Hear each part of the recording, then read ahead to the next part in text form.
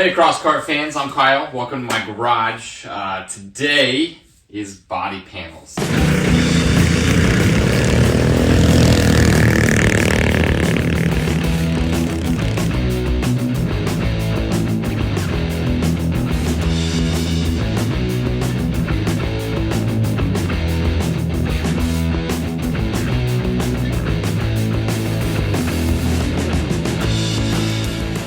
Now, you can see this sucker is rusted. It's just surface rust, so I'm not too worried about it. But I am going back to Busco, and I don't want it to get more rusty. So, I gotta put body panels on, and I've gotta get it off to paint. This one has been such an awesome test bed for new ideas and new things that I really don't want to stop playing with it. There's a lot of stuff that I still want to do, but it's here. So, I got to get all the tabs mounted to get the body panels on. Now, body panels suck. I'm not going to lie. Body panels are terrible. Body panels are tedious work, and you just got to get through it. So, before when I did this, I did it with the wheels on, with everything connected. So today I'm going to try something different. I'm going to take everything off so it's just the frame by itself. I'm going to put it up on some sawhorses. And then I'm going to mount my body panels that way and see if it's any easier. Now, you want body panels because it keeps all the mud and dirt out. I'm not going to show you cutting the body panels. Just use some measurements, use some cardboard, use whatever means you need to just fit the gaps. There's different ways to do it. The reason I'm taking everything off is this front end. Front end gets a little complex as there's a lot of moving parts. I figure with the chassis stripped down and just the frame alone to work with, it'll be a lot easier. Now, if you want the detailed version of how I cut the shapes for all the panels, check out the channel. All this stuff is well documented. Let's get all this stuff taken off and get these panels on. All right, so I've been working on this for a couple hours. My advice to you, do not let your frame get rusty. I'm regretting it so much, but I had to take it to Busco. I had to let everybody drive it, and I wasn't prepared. My time is limited. I know your guys' time is limited as well, but after the first test drives, I should have pulled it apart and got some paint on it. This is going to take a very, very long time to prep for paint. So, hot tip for this video, don't let your frame get rusty. This is also why I pay for powder coat. So if you take it to a powder coat, not only do they powder coat your frame, they prep it for powder coat. You know what sucks about painting? Prepping. I have painted a chassis before, and it has been great so far, but the amount of prep that went into that was insane, right? So if you get some rust on it, your work multiplies infinitely. It's crazy. I couldn't imagine trying to get this ready to paint myself. So, yeah, let's keep after it. Well, Crosskart fans, this is it. This is the chassis that has changed everything. This is the VF1. And as you can see, ATV front A-arms, making it super simple to set up a front end, right? Customizable length chassis. So there's a standard, and you can stretch it however much you want. This is a plus 3-inch chassis, which allowed me to put the tie rods on the back side of the front A-arms to get that good Ackerman. You can stretch it 6 inches if you're taller. This chassis has changed everything, and everybody building them is so excited about it. I wish I could convey to you, but all I can do is show you pictures and videos of all the builds, all the happy people, and all of my builds. You know I'm happy about it. This is insane what's going on right now. It's so cool. All you guys jumping in, bending up your frames, getting them going, making them unique, making them yours. You are the guys. You're the guys that deserve the credit. This is it. The VF1 in its raw form. Stripping it down, getting ready for paint. What color? What color should we do? Should we do rust color? No. All right, so I've got the VF1 stripped down, and I've got these body panels cut to where they're gonna go, and now all we need to do is make tabs. The aluminum I'm using is, I think, 2 millimeters thick for the main panels, and then I use 1 mil because it's bendier for the curvier parts, and then 2 mil for the hood, and I'm gonna make one for the roof. I originally did the roof out of 1 mil, and it's too flimsy for that.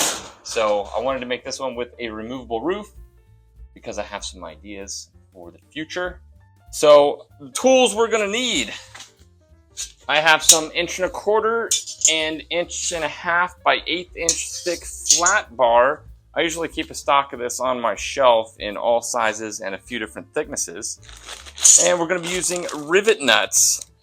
So rivet nuts are a wonderful, wonderful thing.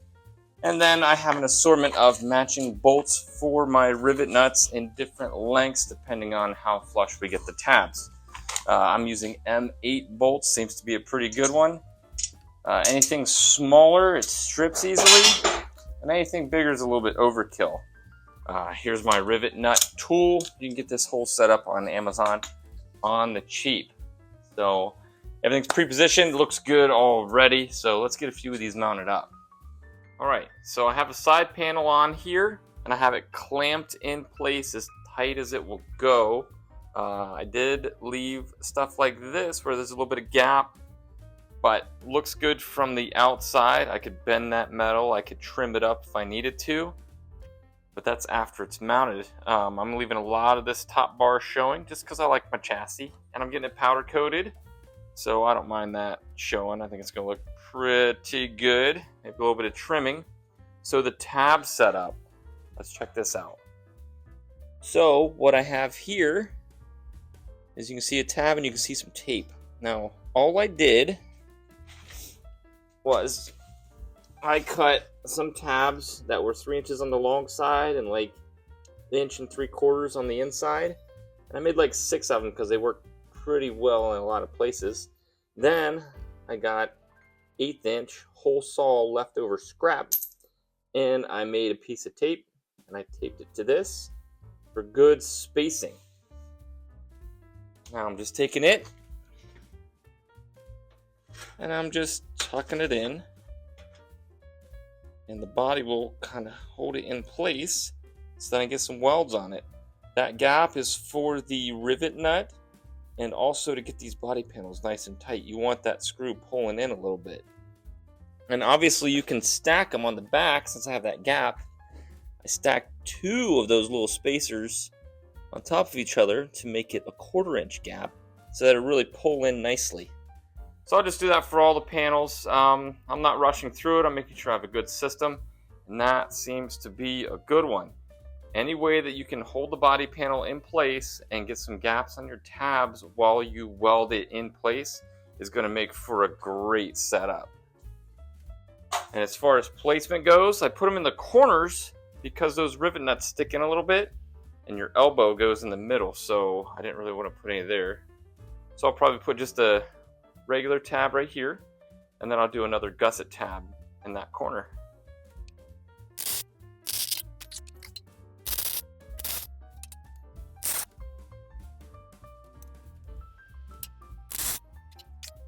Alright, so I've been trying to figure out the best possible way to mount body panels. Maybe not best, but easiest and best to do on your own. I don't have an extra set of hands in here, so here's what I've been doing. I made a tab, and all I did was measure a 1/2 inch. I put a punch as a start, and then I measured another 3/4 inch just to get clearance off the bar in case I tuck it in. The next thing I did was I took 2 hole saw cuts from making the front tabs or tabs anywhere. I keep all of these. I taped 2 of them together. That's going to give me a 1/4 inch of clearance. Then I took some frog tape. You longtime followers know how much I love frog tape. Just stick that on there, and I stick it on the back of this tab with my punch facing out. And then all I'm going to do is I'm going to slide it in there. I've got my spacing, and then I'm going to tack it right in place. Now you're going to want clamps. Clamping these in place is like an extra set of hands, right? So this is clamped, the bodywork is tight against the tube frame. I'm just gonna slide that. I'm gonna match the other side. And I'm gonna get in here with some tack welds with no gloves.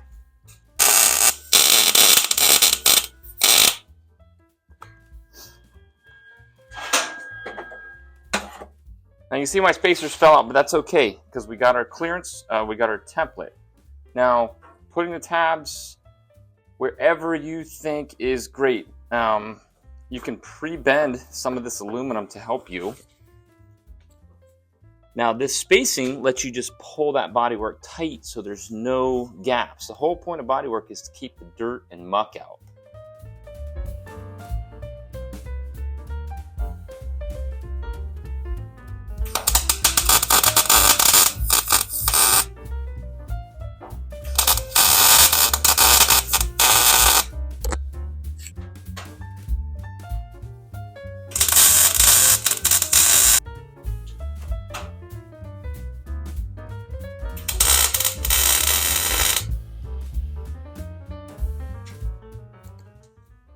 Okay, so once all your tabs are tacked in, make sure whatever body panel you're doing is tight with all of the clamps. Now I'm just going to use those pre-dimpled tabs, and I'm going to drill an 1/8-inch hole through the tab and then through the body panel. That tab's going to help line everything up when we do the final holes. See, I just went right through both, and that is an excellently aligned hole.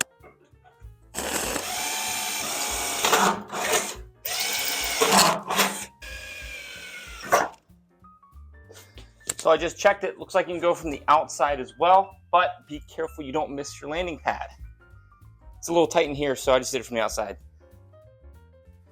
On to the next step. All right, so now you have everything aligned. You've got all of your holes. You can pop your clamps.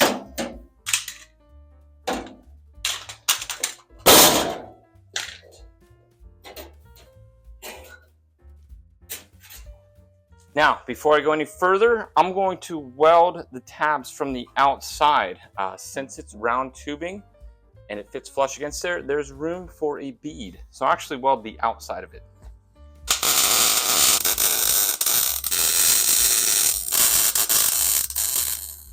Now, once that's done, I will stepper bit to the nearest drill bit size.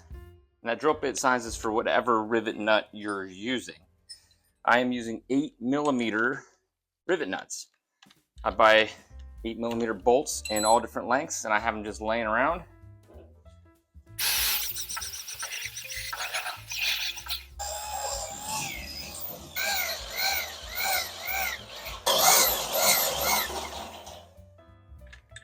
Then I will switch out to my bigger drill bit, which is just, I think, a 1/16 bigger. Yeah, I can't read that. And I'll finish my holes off.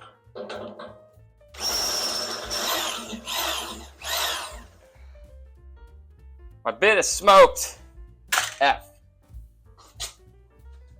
Now, the secret to drilling with big bolts is high pressure, low speed. So you'll see me kind of bump the trigger. That's to keep the speed of the bit down. Once you spin that really fast and put it on metal, it wants to melt your blade, your edge, your cutter. And then once it melts, it goes dull. So nice slow head speed. You want to see those chips flying out. And now you just focus your attention back to your panel, drill it out, not the same hole size as your rivet nut, because you got to put bolts in there, so the same size as your bolt.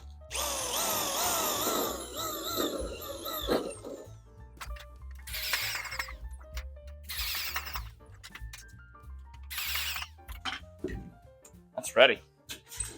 Now your rivet nuts are pretty self-explanatory, but I'll show you anyway. I got my rivet nut tool, and I've got 4 rivet nuts or riv nuts. Just screw that onto the end. Put it in your hole. Make sure it's not crooked at all. You want it nice and flush against that tab. Give her a squeeze. Turn the dial to get it out. We're rivet nutted.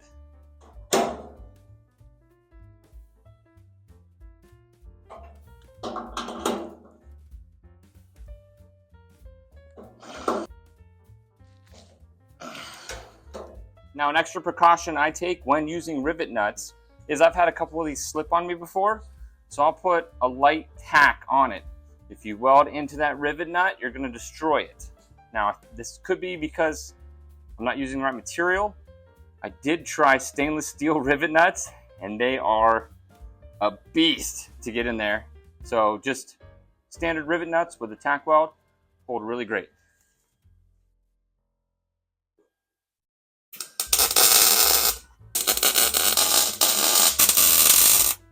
And now the moment of truth. Now, because this one is bent, there is a specific order that I put these bolts in.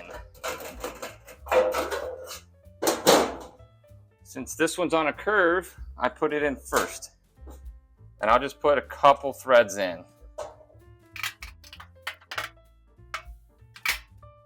There we go. And then the next one under tension would probably be this one.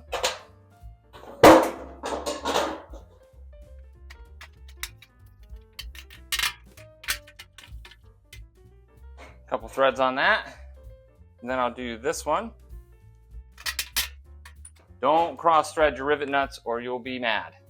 And I'm doing this one last because it's lying the most flat naturally. Now once you have them all started, you can cinch them up and get rid of all your gaps, which means no dust, no mud, maybe a little water, and your body panels are going to look great.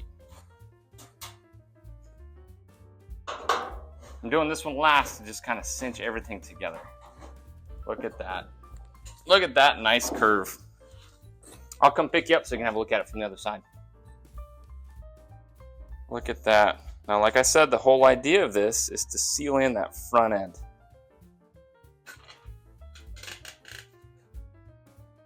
See how nice that panel sits? Oh yeah, that's good.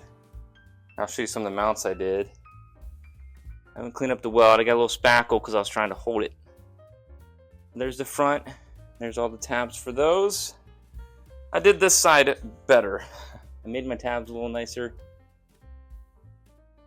And I was figuring out exactly how to do it for you guys.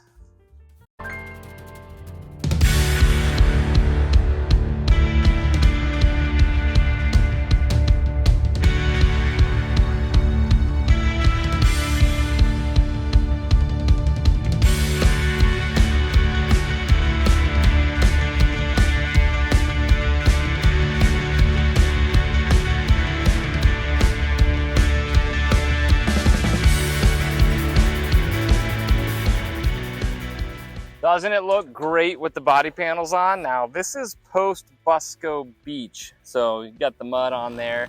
Busco was an absolute blast. Had some setbacks, but we overcame all of them and got to run. I'll tell you something about this. I had it in super high lift mode. I put different shocks on with a slightly stiffer spring rate, and I just took like 2 hours and went everywhere. I went through mud, I went through sand. I did some crossings just to see like if anything would stop this, and nothing did. I had an absolute ball and I didn't film it. The cool thing about building these is sharing them with you, sharing the videos and setting it up and like giving you that experience. But when I first get somewhere and start riding, I just want to enjoy it for myself, and then the following days I will film stuff for you. Whatever looks cool and some cool spots I find. Well, it ended up raining. So we got to ride day one and it was a blast. We didn't shoot much, but I mean, we got a couple. And then on shooting day, filming day, it rained. So sorry about that. And also when I got back, I was editing the video for the body panels and I realized I didn't show you how to put the wing on. So here's how to put the wing on.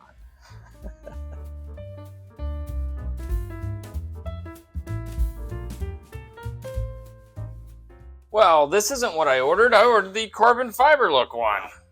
Anyway, it only weighs like, I don't know, maybe 2-3 pounds. It's pretty cool. It's a wing from Amazon, just a cheap GT wing. Probably too flimsy for a car, but we're putting it on a Crosskart, so I think it's going to work out all right. Now, the big deal I had with these is that these don't align with the frame at all. So I came up with a way to mount it to my frame. And it's pretty easy. I'll walk you through the steps how. So we've got the wing itself. We've got these cool little lateral support wings, whatever you want to call them. We've got a parts box. These are the standoffs or legs it comes with. They're a little short, so I buy the extended ones. We've got these pieces that go into the wing itself. Ooh, this is really Chinese. We've got a way for it to connect to the legs, and we've got a full hardware kit. All right, so first things first, you'll want to mark center, and you'll want to mark it on a straight line. I'm just going to use the existing holes to figure out where center is. So 9 3/4 split on both sides. My bar here, so we'll put that at 0 right there. I'm just using a light pencil, that way I can erase it later. Now we can double check that measurement with a straighter ruler at 9 3/4 and 9 3/4. It's probably in millimeters, but yeah. Then we need to figure out how wide apart we want to make our custom holes, which would be the distance between the rear uprights on your VF1. So for me, that's centered at 15.5 inches apart. So half of 15.5, 7.5 plus quarter, 7.5 plus quarter, 7 3/4. Right, and then 15.5. And we can verify that measurement using the existing bolts. That's 2 inches off of there and 2 inches off of there. So that's center, right? So now we want to make a cross, an alignment mark, right? You need a sideways and a not sideways. Right, so there's in line, and then that's in line, and check to see we're 0. We are at 0. Boom. So now we just take one of our brackets, measure how far off center each side is. Looks like it's 1/2 inch off center, 1/2 inch off center, 1/2 inch off center. And that's where my holes are going to go for that one. And the same for this side. Wash, rinse, repeat for the inside ones, and they'll be in a line.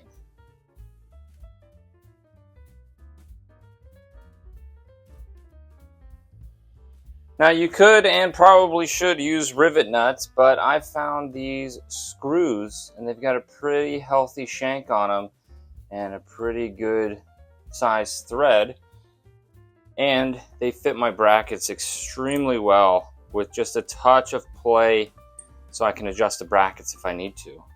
So now I'm just going to drill all of these out. I'm going to be very careful to, you can't really punch it or you'll crack it. So yeah, do the best you can.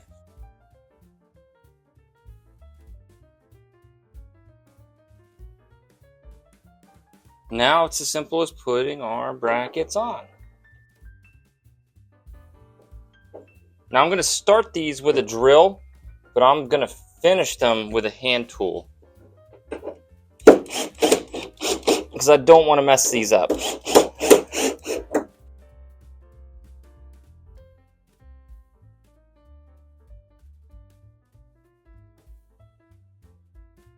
Now you've got your brackets in place and tight. The next thing is to mount your brackets. Make sure you put them on the right way. Alright, so once your feet are mounted, my method is to get them tight enough to where they'll hold themselves if you adjust something, but tight enough it'll stay once you have it where you think it might work. So then it's just figuring out where and how you want this, right? So, I mean, you can get weird with it. You have it hanging off the back. Now, the one thing is that you have limited adjustment on your angle. So if you dip these back too far, you're going to get lift on the back end instead of downforce, right? So you want to maintain that that illusion, if you will. So I just kind of fiddle with it. I'm going to grab some clamps, see if that'll help.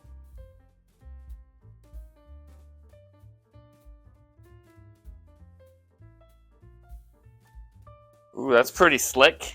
Wow. That's not bad. So basically now you're just going to fidget with it until it's where you want it. Now how I did it is on this cross member right here. There's a little notch in the back side of this foot. I centered that on the tube, and then for the front one, I'm looking at just drilling it right into the side of the frame. It'll be a super clean install. There'll only be one tab, and it'll still be removable, which is really important to me. So I'm going to work on lining this up, matching the left and right side, checking level, but also checking alignment front to back too. You don't want your wing cocked one way or the other. You want it nice and straight in all ways.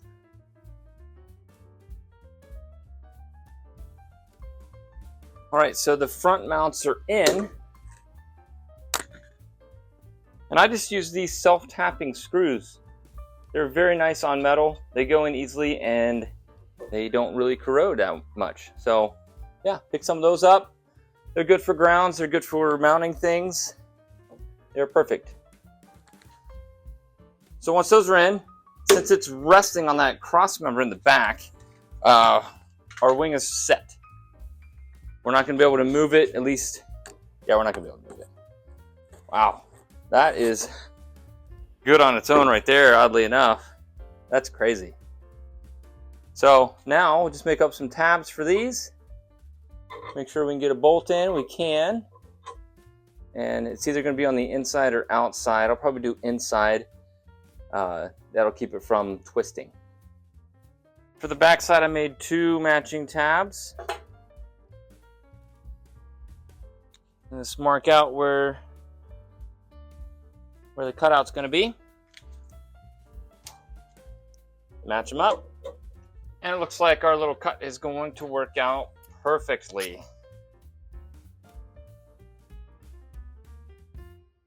So with the bolts in there, I'll tighten them up, double check alignment, because this is where it's going to adjust everything left to right. Tack them in, pull it off, final weld, done.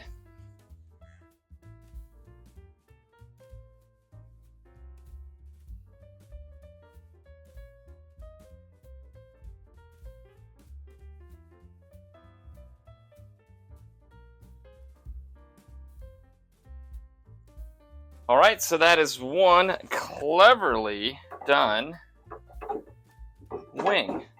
We put it on, we have our landing points. All we gotta do is get these front ones in. And that'll hold it in place while we get everything aligned and tightened.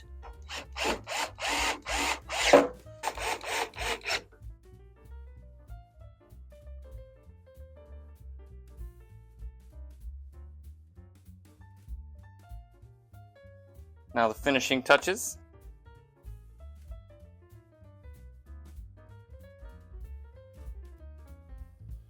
All right, let's have a look. Stayed straight. Oh yeah, that's so aggressive. Well, that's it. Body panels. Got a sweet GT wing on here, and I was gonna get you some driving footage, maybe set up the jump, test out these new shocks to see if we can get a better jumping profile, but rain. It's always raining on my parade. So get your body panels on your karts. I want to see some cool paint jobs, some vinyl, some racing stripes, some customization. All your custom work is just so cool. Thank you guys so much. I can't say it enough. You guys are awesome. All the guys building these and just putting their own twist on it. I love it so much. Thank you. Thank you very, very much. So until next time, enjoy the build.